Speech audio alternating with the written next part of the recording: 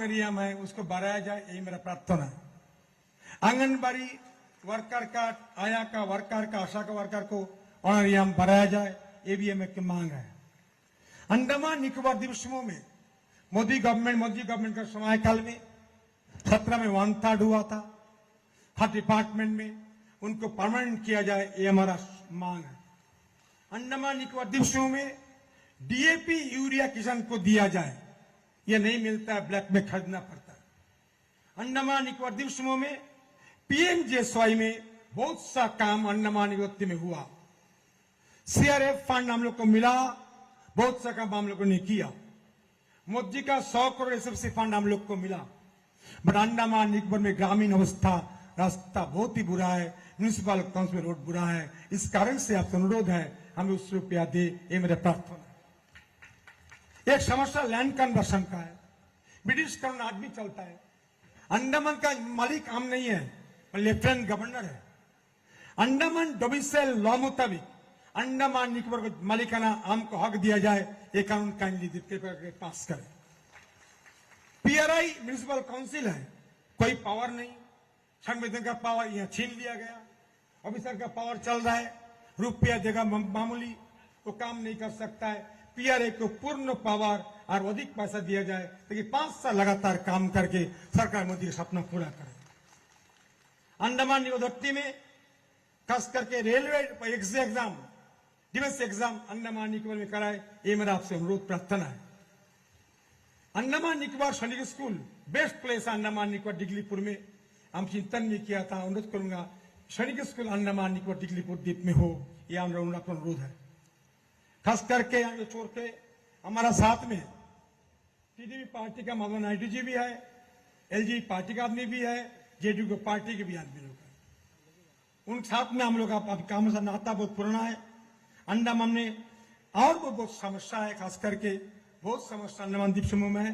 मैं आपको आगे नहीं बढ़ाऊंगा, इतना अनुरोध करूंगा, हम लोग आप लोगों डिमांड भेज देंगे बहुत जल्दी। अनुरोध करूंगा नड्डा जी का आशीर्वाद द्वीप समूह को मिले, अंडमान निकोबार द्वीप समूह का समस्या दूर हो, बढ़िया अंडमान निकोबार बने, जब तकलीफ ना हो, मुसीबत ना हो। सबसे बड़ा दान कैम्बेल बे का ट्रांसशिपमेंट पोर्ट, दुनिया का मामले में क्या आप करने जा रहे हैं? ये मोदी जी सपना है। पंडित नेहरू ने गलती किया था, अंडमान का बगल में 2 आइलैंड था, कोको छोटा, कोको बड़ा island. Pandit Nehru lady Mountbatten का संबंध क्या था आप जानते हैं? माउंटबेटन लेडी ने बोला, नेहरू जी 2 आइलैंड दे बर्मा को। कोको आइलैंड गिफ्ट किया पंडित जी, बर्मा को दिया छोटा और बड़ा आइलैंड। आज चाइना बैठा हुआ है।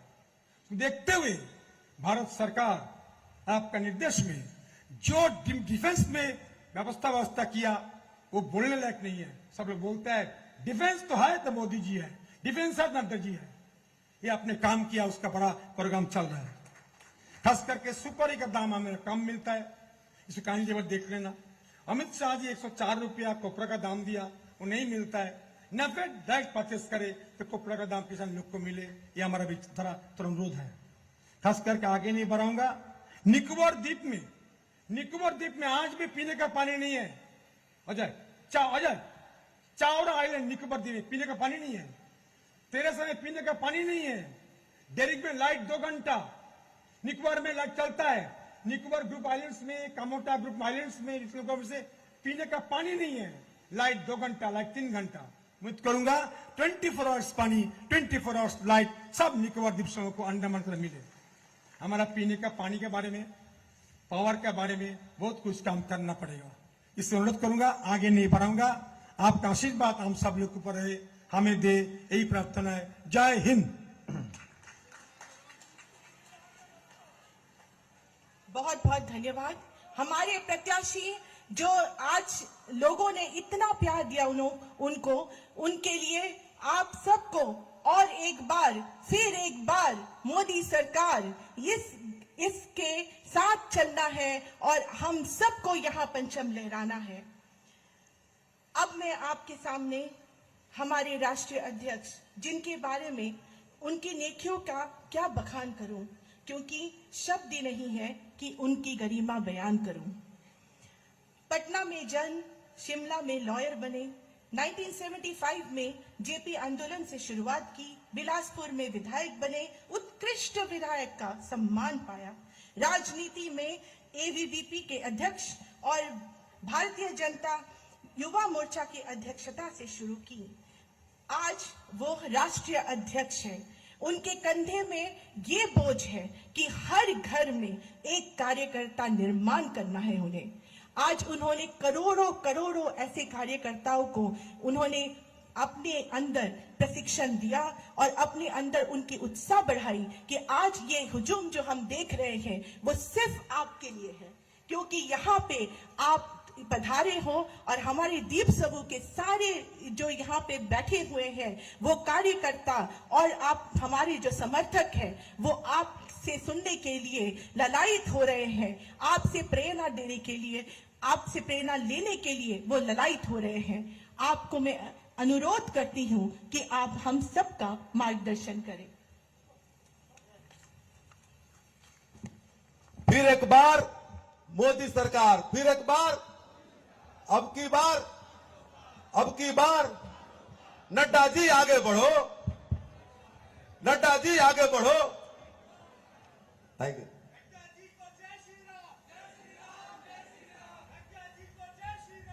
बोलिए भारत माता की, भारत माता की, भारत माता की। नेताजी सुभाष चंद्र बोस अमर रहे, नेताजी सुभाष चंद्र बोस अमर रहे, नेताजी सुभाष चंद्र बोस अमर रहे। आज के इस कार्यक्रम में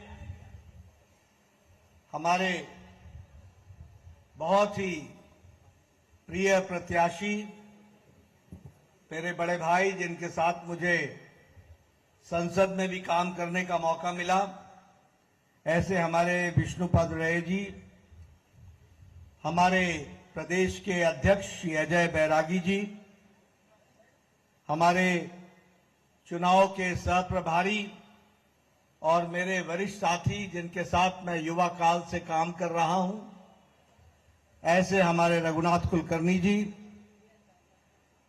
हमारे नेशनल एग्जीक्यूटिव के मेंबर, पूर्व में अध्यक्ष रहे मेरे वरिष्ठ साथी श्री विशाल जौली जी, हमारे इलेक्शन के इंचार्ज संजय कुमार सिंह जी, हमारे कन्वीनर इलेक्शन मैनेजमेंट कमेटी के एल मूर्ति जी, को कन्वीनर हमारे एम विनोद जी, प्रकाश अधिकारी जी को कन्वीनर इलेक्शन मैनेजमेंट, राजेश पाल गोविंद जी हमारे डिस्ट्रिक्ट के प्रेसिडेंट, एनडीए के वी मधु नायडू जी, हमारे मानिक राव जी, हमारे सुहाजन चेका जी, नागेंद्रन जी, राहुल राम जी, सम्मानित मंच और यहां इतनी बड़ी संख्या में एकत्र आए देवियों और सज्जनों, मीडिया के मेरे साथी, प्रिंट मीडिया और इलेक्ट्रॉनिक मीडिया के मेरे साथी, आज मैं जब अंडमान निकोबार में आया हूं, इस द्वीप समूह में आया हूं, तो सबसे पहले तो मैं उन लोगों को जिन्होंने देश की आजादी के लिए, उन अनगिनत लोगों ने देशभक्ति के कारण अपना जीवन न्योछावर किया और जिनका बहुत आयत काल अंडमान द्वीप समूह में गुजरा, उनको मैं शत शत नमन करता हूं और उसको नमन करके अपनी बात को प्रारंभ करता हूं।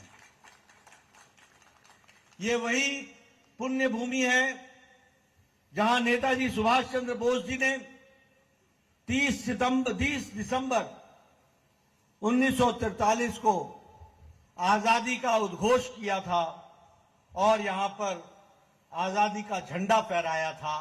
ऐसे वीर स्थली को भी मैं नमन करता हूं और उस नमन करके अपनी बात को प्रारंभ करता हूं। सबसे खुशी की बात है कि पहले प्रधानमंत्री मोदी जी हुए जिन्होंने उस स्थान को वहां पर गए और सुभाष चंद्र बोस जी के कर्तृत्व को याद किया। यह भी हमको ध्यान में रखना चाहिए। जब मैं यहां आया हूं तो यह भी मैं बताना चाहता हूं कि कांग्रेस पार्टी ने आजादी की लड़ाई में लगे हुए योद्धाओं को भरसक भुलाने का प्रयास किया और याद रखने की कोशिश हुई, याद रखने की साजिश रही तो सिर्फ एक परिवार को ही उन्होंने याद कराने का प्रयास किया। पर ऐसी परिस्थिति में भी नेताजी सुभाष चंद्र बोस, जिनको कांग्रेस ने भुलाने का भरसक प्रयास किया और भुलाया, लेकिन प्रधानमंत्री मोदी जी ने सुभाष चंद्र बोस जी को याद करके उनकी स्मृति स्थल को जिंदा रख करके, चाहे वो इंडिया गेट हो, फिर चाहे और कोई पूज्य स्थान हो, हर एक स्थानों पर, चाहे वो लाल किला हो, हर जगह पर सुभाष चंद्र बोस जी की मूर्ति को स्थापित करके उनके कर्तृत्व को जीता जागता इतिहास का पार्ट बनाया, इतिहास के साथ जोड़ा। इसको भी हमको ध्यान में रखना चाहिए। नायक वीर सावरकर को भी भुलाने का भरसक प्रयास हुआ। मैं यहां आया हूं अंडमान में और मैं वीर सावरकर जी की चर्चा न करूं तो शायद मेरी यात्रा अधूरी रह जाएगी। और इसीलिए जब मैं एयरपोर्ट पर उतरा, वीर सावरकर इंटरनेशनल एयरपोर्ट पर उतरा, तो सबसे पहले उनकी मूर्ति पर पुष्पांजलि करके, उनको याद करके, उन्होंने जो देश की आजादी के लिए किया उसको हम लोगों ने ध्यान में रखा है। मित्रों, अभी अभी मेरे से पहले विशाल जॉली जी अपना वक्तव्य दे रहे थे और उसके बाद फिर विष्णुपाद रे जी ने अपनी वक्तव्य रखा। हमने सुना कि किस तरीके से पहले विशाल जॉली जी ने मोदी जी के द्वारा किए गए कार्यों के बारे में चर्चा की और विष्णु जी, जो आपके प्रतिनिधि के रूप में सदा सदा खड़े रहने वाले हैं, उन्होंने भी आपके बारे में पैरवी की और अपने मुद्दों को रखा। हमारे लिए आज ये बहुत ही संतोष की बात है, खुशी की बात है और आपके लिए भी खुशी की बात होगी। आपने देखा होगा, अखबारें पढ़ी होंगी, टेलीविजन देखा होगा, एक जमाना था जब आपको एक तरीके से उपेक्षित रखने का काम हो रहा था। क्या कांग्रेस के जमाने में आपको उपेक्षित नहीं रखा गया? बताइए मेरे को, रखा गया कि नहीं रखा गया? आपको दूर रखा गया कि नहीं रखा गया? आपके विकास में रोड़े अटकाए गए कि नहीं अटकाए गए? आपके विकास के काम को, गति को रोकने का काम कांग्रेस पार्टी करती थी कि नहीं करती थी? लेकिन जब से प्रधानमंत्री मोदी जी आए हैं, अंडमान द्वीप समूह मुख्य धारा में शामिल हुआ है और विकास में किसी से भी अब कम नहीं है। इसको भी हमको याद रखना चाहिए। आज मुझे खुशी है कि भारत एक समय में कांग्रेस के जमाने में 10 पर 11 पर आर्थिक दृष्टि से आर्थिक ताकत माना जाता था, लेकिन पिछले 5 सालों में मोदी जी के नेतृत्व में भारत पांचवी आर्थिक शक्ति बनकर के तैयार हुआ है और हमने 11 नंबर से छलांग लगा करके 5वें नंबर पर पहुंचे हैं और हमने पछाड़ा किसको है? ग्रेट ब्रिटेन को, ब्रिटानिया को, जिसने हमको 200 साल राज किया, उसको पछाड़कर हम 5वें नंबर की अर्थव्यवस्था बने। आज आपसे मैं बताना चाहता हूं, आप विष्णुपाद रे जी को भेजेंगे, ये चुनाव जीतेंगे, इनके वोट को जोड़ करके मोदी जी तीसरी बार भारत के प्रधानमंत्री बनेंगे और 2027 में भारत मोदी जी के नेतृत्व में तीसरी महा आर्थिक शक्ति बन जाएगा। ये भी हमको ध्यान में रखना चाहिए। आपको जानकर खुशी होगी, आज अमेरिका की आर्थिक नीति डमाडोल है, आज इंग्लैंड की आर्थिक नीति डमाडोल है, आज यूरोप की आर्थिक नीति डमाडोल है, आज जापान की आर्थिक नीति डमाडोल है, आज ऑस्ट्रेलिया की आर्थिक नीति मुसीबत में है, लेकिन अकेला भारत ऐसा है जिसको इंटरनेशनल मॉनेटरी फंड और मॉर्गन एंड स्टेनली कहते हैं कि भारत की अर्थव्यवस्था यही एक ब्राइट स्पॉट है, यही एक चमकता हुआ स्पॉट है, ये कहा जा रहा है। हम फ्रेजाइल इकोनॉमी से ब्राइट इकोनॉमी की तरफ पहुंच गए और इलेक्ट्रॉनिक्स के एक्सपोर्ट में भारत 6 गुना आगे बढ़ा है। इलेक्ट्रॉनिक एक्सपोर्ट मैन्युफैक्चरिंग में, इलेक्ट्रॉनिक एक्सपोर्ट्स में लगभग 70,000 करोड़ रुपए का भारत एक्सपोर्ट कर रहा है। आप लोगों के हाथ में आज मोबाइल फोन है, सबके हाथ में है कि नहीं है? है ना? मोबाइल फोन है कि नहीं है? बताओ भाई। आज से 10 साल पहले इस मोबाइल फोन पर लिखा होता था मेड इन चाइना। आज इस मोबाइल फोन पर लिखा है मेड इन इंडिया। 97% मैन्युफैक्चरिंग अब मोबाइल की भारत में हो रही है। स्टील मैन्युफैक्चरिंग में भारत चौथे नंबर से दूसरे नंबर पर आ गया। आपने सुना होगा जापान की कार इंडस्ट्री के बारे में, डैटसन, टोयोटा, इसके बारे में आपने सुना होगा, सुना है ना?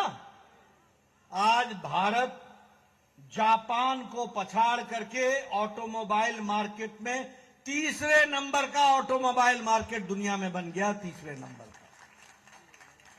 आज फार्मास्यूटिकल्स में, दवाइयों में भारत दुनिया की डिस्पेंसरी बन गया है।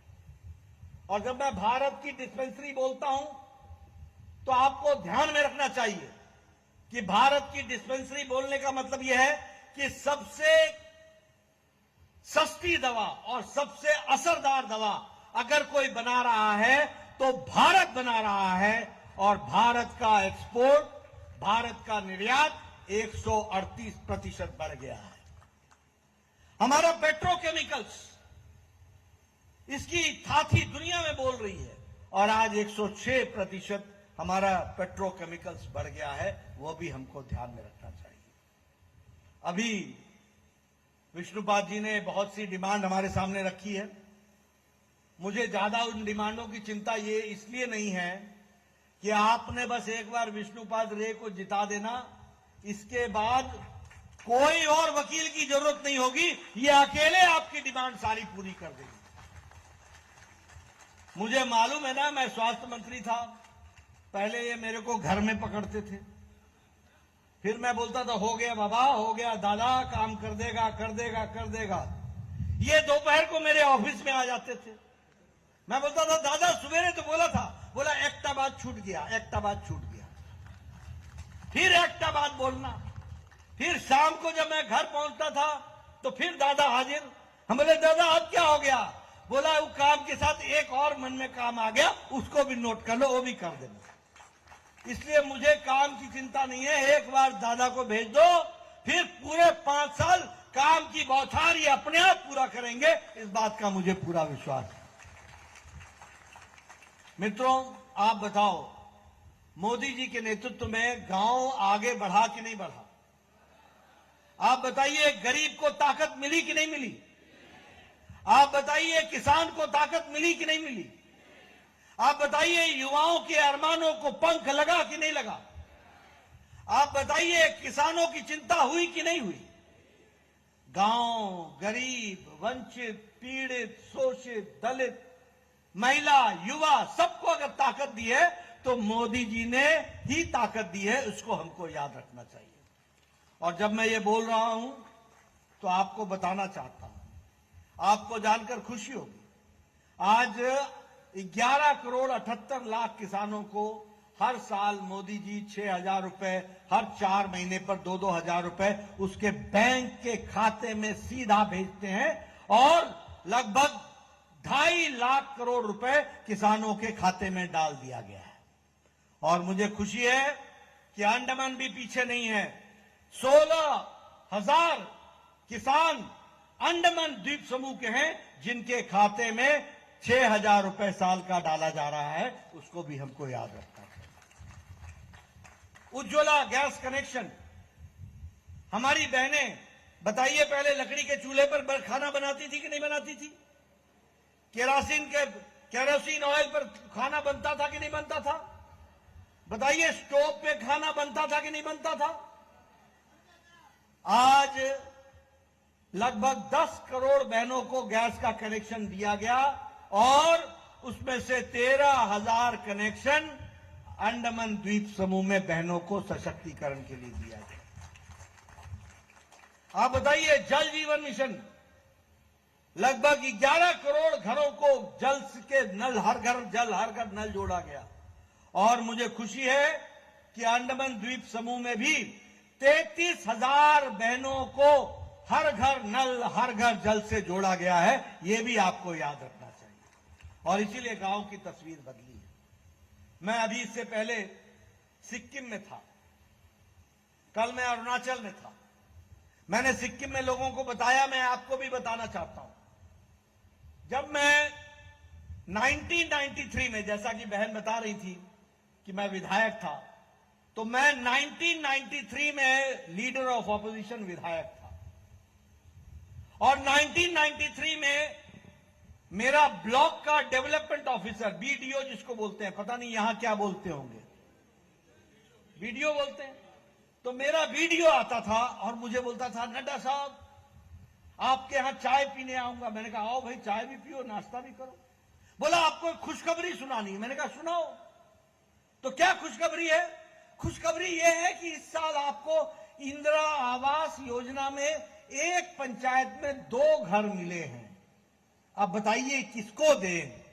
मैं कहता था भैया तू ही रख ले, 1 अनार 100 बीमार, मैं 2 घरों को लेके क्या करूंगा? इस 2 घर को लेके जाऊंगा तो पंचायत में झगड़ा हो जाएगा। आज प्रधानमंत्री मोदी जी ने 4 करोड़ पक्के घर बनाए हैं, 4 करोड़ पक्के घर बनाए। और उसमें से 4,000 घर अंडमान द्वीप समूह में भी पक्के बने हैं, ये भी आप जान रहे। और आपसे मेरा निवेदन है, विष्णुदा को जिता करके भेजोगे ना? भेजोगे ना? इसके बाद कोई भी कच्चा छत अंडमान द्वीप समूह में नहीं रहेगा। यह मोदी जी का संकल्प है, इसको भी आपने याद रखना। अभी अभी मोदी जी ने कहा ना, ये तो ट्रेलर है, असल फिल्म तो बाकी है, ये तो एपिटाइजर है, असल थाली तो बाकी है। तो असल विकास तो अभी बाकी है। अभी तो ये उन्होंने 10 साल में ट्रेलर दिखाया है। मित्रों, उसी तरीके से स्वच्छ भारत मिशन, क्या जीवन होगा आप बताइए? लोग खुले में शौच जाते थे, हमारी बहनें, which type of life they were leading. And prime minister Modi ने 12 करोड़ इज्जत घर बनाए, 12 करोड़ टॉयलेट्स बनाए, यानी 12 करोड़ बहनों को लाइफ विद डिग्निटी, इज्जत के साथ जीने का रास्ता दिखाया। तो प्रधानमंत्री मोदी जी ने दिखाया। और आपके यहां भी संख्या कम नहीं है, 22,000 इज्जत घर बने, 22,000 इज्जत घर बने। आप बताइए, आयुष्मान भारत,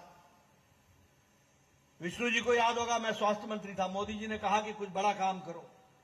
विशाल जी को याद होगा उस समय, बड़ा काम करो, बड़ा काम करो। और उस समय मुझे याद है कि उन्होंने कहा कि गरीबों के लिए हेल्थ कवरेज दो।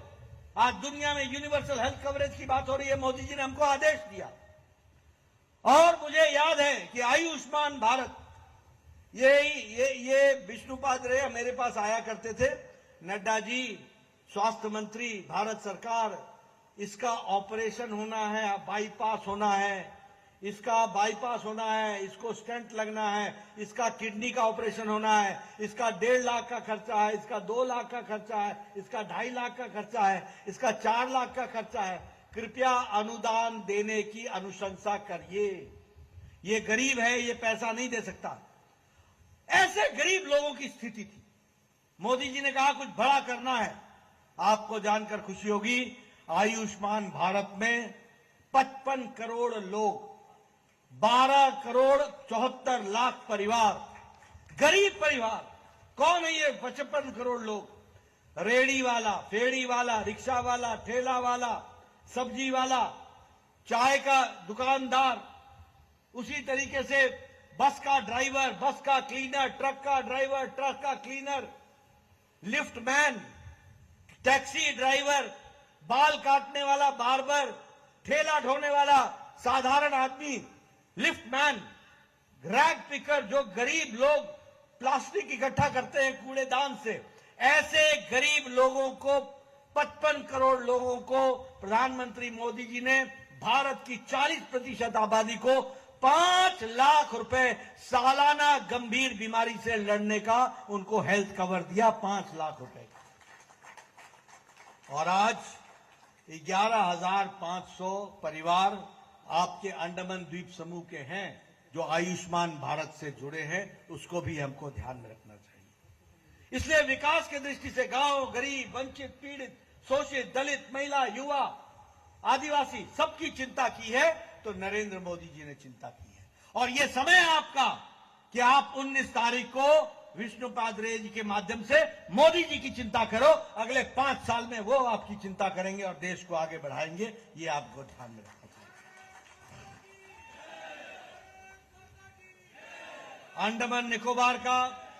अंडमान निकोबार के विकास के लिए आपको जानकर खुशी होगी कि आपका जो बजट का एलोकेशन है मोदी जी के नेतृत्व में वह दुगना कर दिया गया है, डबल द साइज कर दिया गया है। ये भी हमको याद रखना चाहिए। आप बताइए, आज 50,000 करोड़ रुपए सालाना हमारे अंडमान द्वीप समूह के विकास के लिए खर्च हो रहा है। आप बताइए, मुझे खुशी है कि आज अंडमान में मेडिकल कॉलेज है ना? विष्णु जी याद है ना? एक्स्ट्रा मेडिकल कॉलेज चाहिए, याद है ना?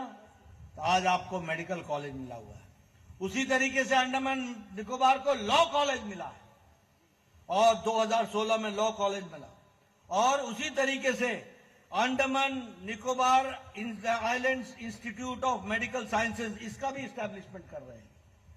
और इसके साथ साथ डिजिटल रेवोल्यूशन में ऑप्टिकल फाइबर, पहली बार ऑप्टिकल फाइबर, आपने नाम नहीं सुना होगा, आज समुद्र से भी ऑप्टिकल फाइबर को ला करके और 1,224 करोड़ रुपए खर्च करके आपको जोड़ने का काम और अंडमान निकोबार को किया जा रहा है। कांग्रेस के जमाने में तो आपको कांग्रेस सैटेलाइट से देखती थी,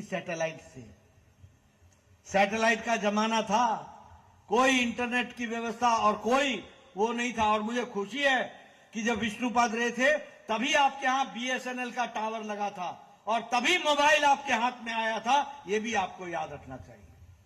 मित्रों, आज जिस एयरपोर्ट पर मित्रों उतरा हूं वो वीर सावरकर इंटरनेशनल एयरपोर्ट, आप देख रहे हैं ना उसकी नई बिल्डिंग, वो इंटरनेशनल एयरपोर्ट के लिए तैयार हो रहा है कि नहीं हुआ है? 700 करोड़ रुपए खर्च होकर के। कभी सुना था कांग्रेस जमाने में 700 करोड़ रुपए अंडमान में खर्च हुआ? बोलो भैया, सुना था कहीं? सुना था? 700 करोड़ रुपए खर्च करने की बात आती थी तो कांग्रेस का दम उखड़ जाता था, सांस फूल जाता था। अंडमान को 700 करोड़, आज मोदी जी ने एक प्रोजेक्ट के लिए 700 करोड़ रुपए दे दिया, ऑप्टिकल फाइबर के लिए 1200 करोड़ रुपए दे दिया, सड़क बनाने के लिए आपको आगे बढ़ा दिया। सागरमाला प्रोजेक्ट में 60 प्रोजेक्ट्स क्रिएट हुए हैं और 7,623 करोड़ रुपए खर्च होंगे। समग्र शिक्षा में 132 करोड़ रुपए खर्च हो रहे हैं। और ये बीडनबाद से लेकर के फेररगंज तक नेशनल हाईवे 4 170 करोड़ रुपए की लागत से ये भी तैयार हो रहा है। मैं यहां ये भी आपको बताना चाहूंगा कि पोर्ट ब्लेयर से दिगलीपुर नेशनल हाईवे 4 का काम जो तीव्र गति से चल रहा है, उसमें नॉर्थ मिडिल में कुछ अधूरा रोड रह गया है, उसको भी जल्दी ठीक कर दिया जाएगा और नेशनल हाईवे 4 को ठीक से आगे चलाया जाएगा। उसी तरीके से आज आजाद हिंद फौज ब्रिगेड, उसका भी इनॉग्रेशन हुआ है। और जो हमारे 21 बिना नाम के द्वीप समूह थे, उनको परमवीर चक्र के सेनानियों के नाम पर उनको नाम से स्थापित किया गया है। इस वीर भूमि को वीरता के साथ प्रधानमंत्री मोदी जी ने जोड़ा है, वो भी हम जानते हैं। मित्रों, विकास की कहानी सुनाने लगूं तो एक पर एक कहानी हम बता सकते हैं। अभी यहां पर ट्रांसशिपमेंट का पोर्ट बनने का योजना बनी है। मित्रों, याद रखना, इसके बाद लोग सिंगापुर भूल जाएंगे, इसके बाद दूसरे पोर्ट भूल जाएंगे, 2 लाख से ज्यादा एम्प्लॉयमेंट होगा और यह अपने आप में ट्रांसशिपमेंट का और शिप का बहुत बड़ा हब बन जाएगा। इसको भी आप याद रखिएगा इसके लिए। और शायद इसमें 73,000 करोड़ रुपए खर्च हो रहा है। 73,000 करोड़ रुपए खर्च हो रहा है।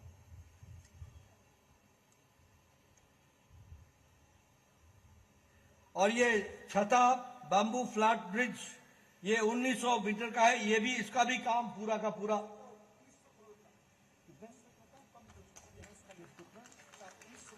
1900 करोड़ रुपए का। दादा छोटा फिगर बोलते ही नहीं है। जब बोलते 1900 करोड़, 73,000 करोड़, थैंक यू, बहुत अच्छा। तो ये आप, इसका काम पूरा हो गया है, इसको भी विकास के साथ जोड़ा जा रहा है। मित्रों, अभी तक मैंने आपको विकास की कहानी बताई कि नहीं बताई? अभी तक हमने आपको मोदी जी के द्वारा किए गए कार्यों के बारे में बताया। अब चुनाव करने वाले हैं। अब चुनाव में क्या होता है, कौन अच्छा कौन बुरा। तो अच्छा तो मैंने बता दिया, पर आप बुरा भूल जाओगे तो अच्छे की कीमत नहीं रहेगी। तो आपको बुरा भी मालूम होना चाहिए ना, मालूम होना चाहिए कि नहीं होना चाहिए? ये जो इंडी अलायंस है ना, इंडी अलायंस, घमंडिया अलायंस, ये जो है ना, I full stop, N full stop, D full stop, I full stop, A full stop, ये इंडी अलायंस, घमंडिया अलायंस, ये दो ही बातों का अलायंस है। एक, भ्रष्टाचारियों को बचाओ और परिवार को बचाओ, इससे ज्यादा कुछ नहीं। एक तरफ मोदी जी कहते हैं कि भ्रष्टाचार रहने नहीं देंगे, एक तरफ मोदी जी कहते हैं भ्रष्टाचार को जड़ मूल से समाप्त करेंगे। बोलिए, भ्रष्टाचार को जड़ मूल से समाप्त करना है कि नहीं करना है? करना है कि नहीं करना है? तो मोदी जी बोलते हैं भ्रष्टाचार मिटाओ, हटाओ, और वो कहते हैं, इंडी अलायंस कहता है भ्रष्टाचारियों को बचाओ। आप बताइए, ये कांग्रेस पार्टी ने कोयला घोटाला किया था कि नहीं किया था? आप बताइए, इन्होंने कॉमनवेल्थ गेम्स का घोटाला किया था कि नहीं किया था? आप बताइए, इन्होंने चीनी घोटाला किया था कि नहीं किया था? आप बताइए, इन्होंने चावल घोटाला किया था कि नहीं किया था? आप बताइए, इन्होंने पनडुब्बी घोटाला जमीन जल के अंदर जाके किया था कि नहीं किया था? आप बताइए, इन्होंने 2G और 3G का घोटाला अंतरिक्ष में किया था कि नहीं किया था? आप बताइए, इन्होंने वायु में ऑगस्टा वेस्टलैंड का घोटाला किया था कि नहीं किया था? न अंतरिक्ष छोड़ा, न आकाश छोड़ा, न समुद्र छोड़ा, न पाताल छोड़ा, न धरती छोड़ी, तीनों लोक में भ्रष्टाचार किया तो कांग्रेस पार्टी ने किया कि नहीं किया? अब आप बताइए, ये समाजवादी पार्टी का अखिलेश ने लैपटॉप का घोटाला किया कि नहीं किया? गोमती रिवर फ्रंट का घोटाला किया कि नहीं किया? अनाज का घोटाला किया कि नहीं किया? आप बताइए, लालू ने नौकरी के बदले जमीन लेने का घोटाला किया कि नहीं किया? आप बताइए, लालू ने मवेशियों का चारा घोटाला खा गया कि नहीं खा गया? बोलो, माल मवेशी का भी चारा खा गया। चारा घोटाला किया कि नहीं किया? अलकतरा घोटाला किया कि नहीं किया? आप बताइए, ये डीएमके ने आपको बालू का घोटाला किया कि नहीं किया? आप बताइए, ये उन्होंने अपनी संपत्ति 1,32,000 करोड़ की संपत्ति के बारे में विवरण देने से बच रहे हैं कि नहीं बच रहे? आप बताइए, ममता के मंत्रियों ने टीचर्स के घोटाले का घोटाला किया कि नहीं किया? आप बताइए, उन्होंने बालू का घोटाला किया कि नहीं किया? आप बताइए, उन्होंने चीनी का घोटाला किया कि नहीं किया? आप बताइए, उन्होंने गाय की तस्करी का घोटाला किया कि नहीं किया? आप बताइए कि जेएमएम के नेताओं ने जमीन का घोटाला किया कि नहीं किया? किया कि नहीं किया? आप बताइए, केजरीवाल ने शराब का घोटाला किया कि नहीं किया? आप बताइए, उन्होंने दवाई का घोटाला किया कि नहीं किया? अब आप देखिए, तस्वीर देखो देश की। इंडी अलायंस, राहुल गांधी बेल पर, सोनिया गांधी बेल पर, चिदम्बरम बेल पर, लालू प्रसाद यादव बेल पर, डीएमके का ए राजा बेल पर, टीएमसी का नेता बेल पर, टीएमसी के मंत्री बेल पर, डीएमके के मंत्री बेल पर, और केजरीवाल जेल में, सिसोदिया जेल में, हेमंत सोरेन जेल में, सतेंद्र जैन जेल में, आजम खान जेल में, प्रियंका मलिक जेल में, हमारे पार्था चैटर्जी जेल में, मानिक भट्टाचार्य जेल में। ये सारे लोग या तो बेल पर हैं या जेल में हैं। ऐसे लोगों को आने देना है क्या? बोलो, ऐसे लोगों को आने देना है क्या? ऐसी पार्टी को आने देना है क्या? अभी अभी मीसा भारती ने, अभी का ये इतने फ्रस्ट्रेटेड हो गए हैं, आप बोलते हो मोदी मोदी मोदी, और ये मोदी जी को गाली देते रहते हैं, कभी सांप, कभी बिच्छू, कभी क्या कभी क्या। इनकी निराशा, इनकी हताशा, इनका फ्रस्ट्रेशन चरम सीमा पर है। अभी जिसने 23 साल तक सबसे सर्वोच्च पद पर रह करके 12 साल से ज्यादा चीफ मिनिस्टर और अब 10 साल से ज्यादा प्रधानमंत्री के रूप में मोदी जी ने देश के प्रधान प्रशासक के रूप में काम किया और एक भी दाग नहीं है, ऐसे को मीसा भारती बोलती है मैं चुनाव के बाद जेल में भेजूंगी। ऐसा फ्रस्ट्रेशन, ऐसा निराशा, ऐसी निराशा। आप बताइए, मैं फिर से बोलता हूं, लालू सेहत के कारण बेल पर है कि नहीं है? चारा घोटाले में इन्वॉल्व है कि नहीं है? और लोगों से मीसा भारती पर अंजाम है कि नहीं है? जो खुद बेल पर हो, जिनसे खुद पूछताछ हो रही हो, वो आज मोदी जी को गाली दे रहे हैं। ऐसे लोगों को बख्शना है क्या? ऐसे लोगों को छोड़ना है क्या? इसको जवाब देने का एक ही तरीका है, 19 तारीख कमल का निशान, आपकी उंगली और ईवीएम का बटन दबना चाहिए और विष्णुपाद रे को भेजना चाहिए। यही अंडमान का जवाब होगा, यही हमको रास्ता देना होगा। मित्रों, आपका मैं ज्यादा समय नहीं लूंगा, आपने मेरी बात बहुत शांति से सुनी है। एक ही बात कहना चाहता हूं, देश का विकास, देश आगे जाएगा, दुनिया में देश का स्थान मोदी जी के नेतृत्व में बन रहा है। गांव गरीब की चिंता हो रही है, गांव खड़ा हो रहा है, आज विकास के दृष्टि से काम हो रहे हैं। इस काम में आप भी अपना योगदान कीजिए और 19 तारीख को पवित्र काम में जुटिए। विष्णुपाद रे को आप भेजिए और अंडमान मुख्य धारा में आएगा।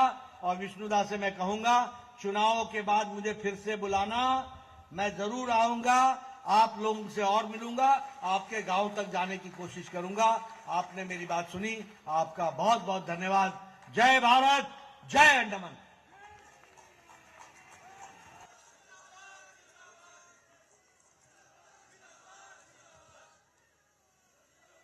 आपका बहुत बहुत नमन करती हूँ और बहुत बहुत धन्यवाद करती हूँ।